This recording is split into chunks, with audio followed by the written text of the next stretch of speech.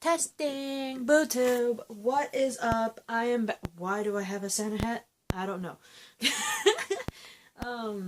Hey guys, what's up? I'm wearing gloves because my hands are apparently, according to my boyfriend, freezing. I already had these gloves before. My boyfriend got me a pair, same ones, but like the buttons that are holding this part that turn into mufflers are, they fell off. I don't know how. And my mom's boyfriend was gonna fix them, but instead of, waiting for that, my boyfriend decided to get more. So, husbando cute.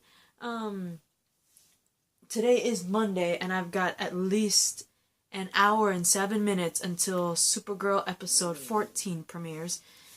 But you guys, if you've been watching my videos, know that I do not watch Supergirl on its actual day and time, which is Monday at 8, because my other show that I've been watching that premiered before Supergirl has the same day and time slot. And since it's easier for me to watch Supergirl on the CW app than it is watching my other show on the Freeform app, I decided it's best that I watch my Freeform show on TV at 8 at Monday while I catch up on Supergirl on the CW app.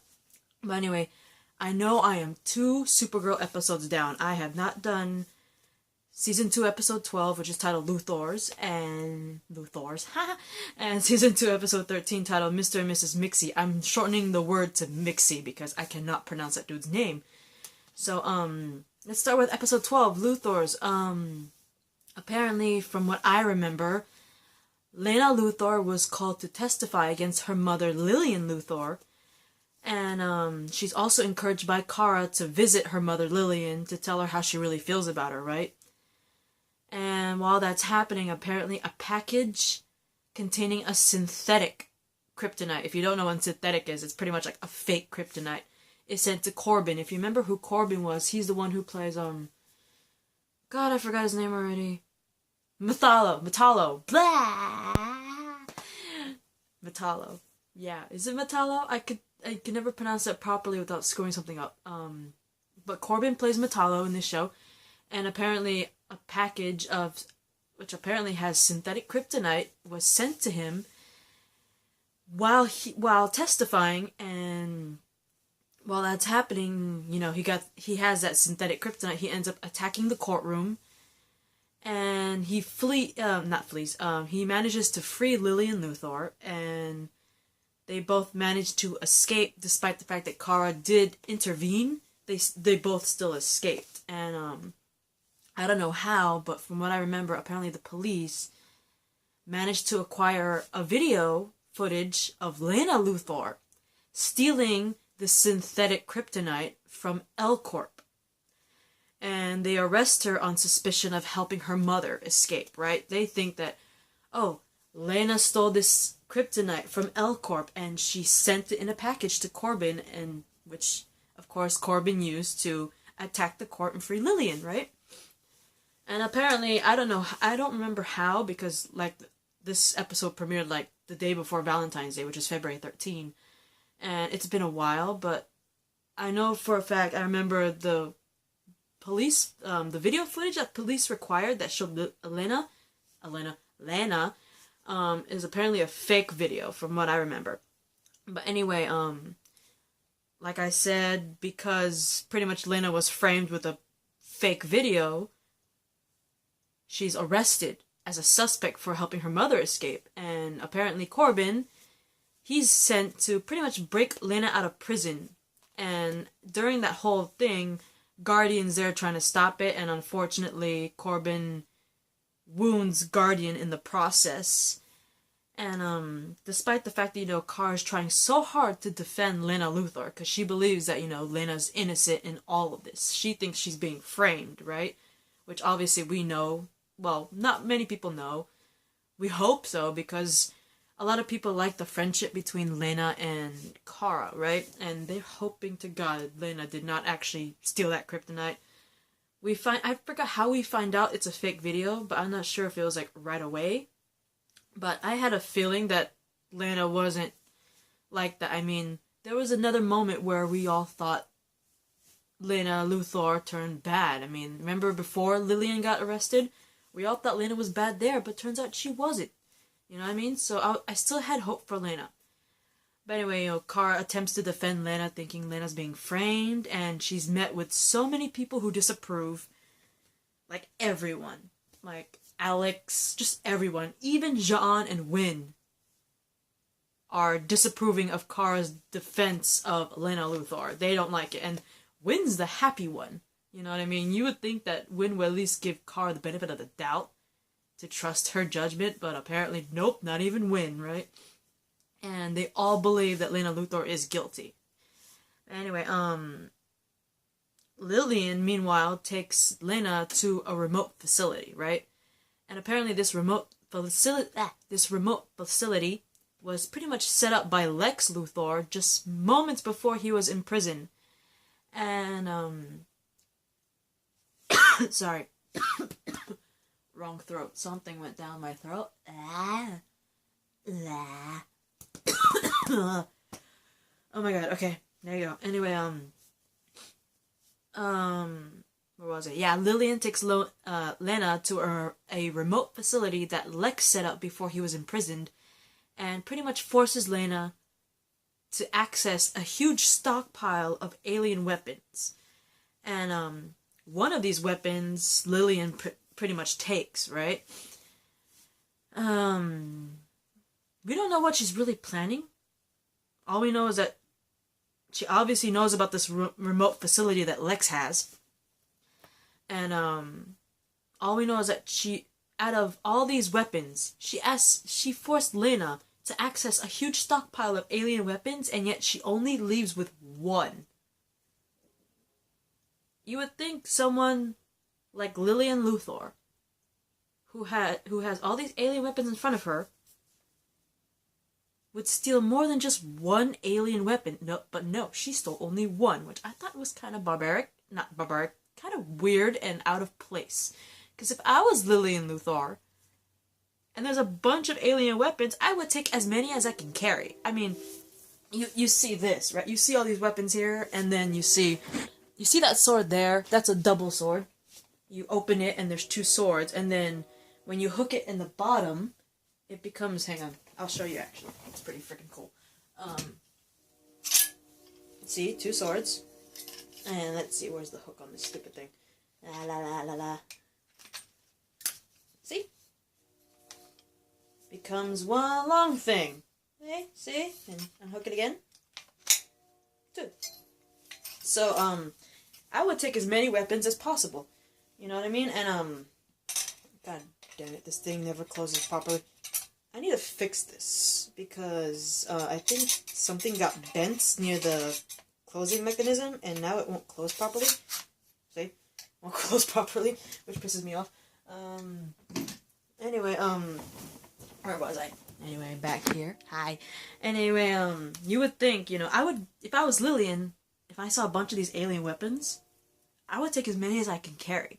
I don't care if it's, I would take, like, all the light ones, and as many as possible. You know what I mean? I wouldn't take, like, this huge-ass cannon thing or something. No, I would take as many as I can carry. So I'd get, like, the lighter ones and as many as I want, right? But no, she only escapes with one. And anyway, Wynn actually determines that the synthetic kryptonite that was sent to Corbin, it's becoming increasingly unstable, right?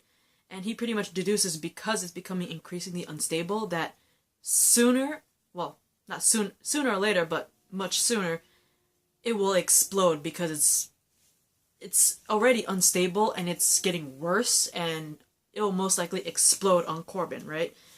And Kara manages to get to that place, get to Lena, and she barely manages to save Lena Luthor before Corbin self-destructs because of the synthetic kryptonite.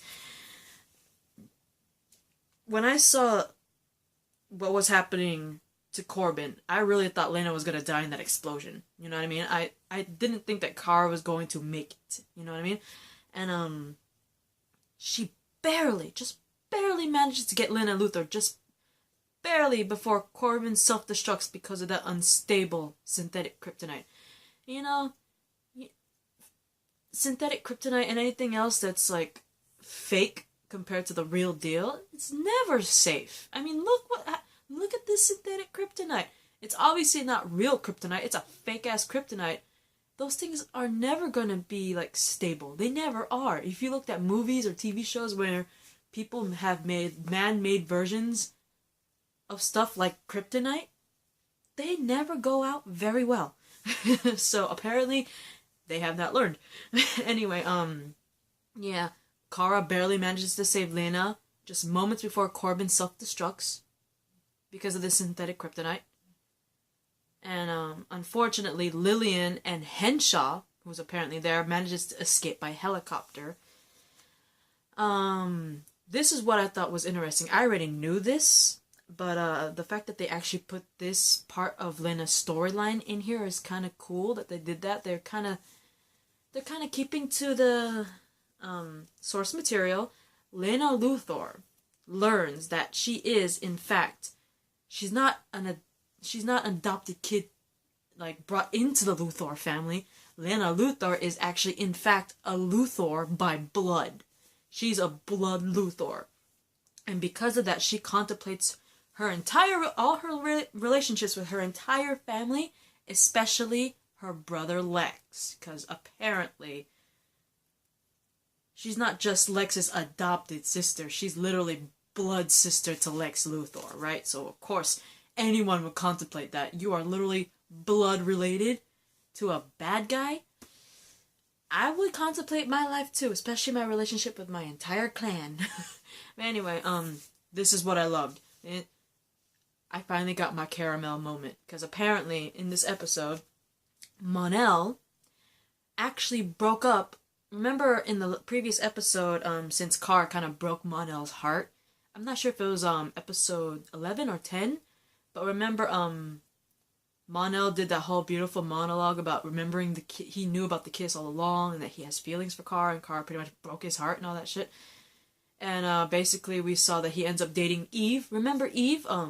Eve's that one blonde chick that became the assistant after Kara pretty much got promoted to journalism. Journalism. Eve ended up being the assistant to James, because Kat's not there. Remember her? Yeah, her.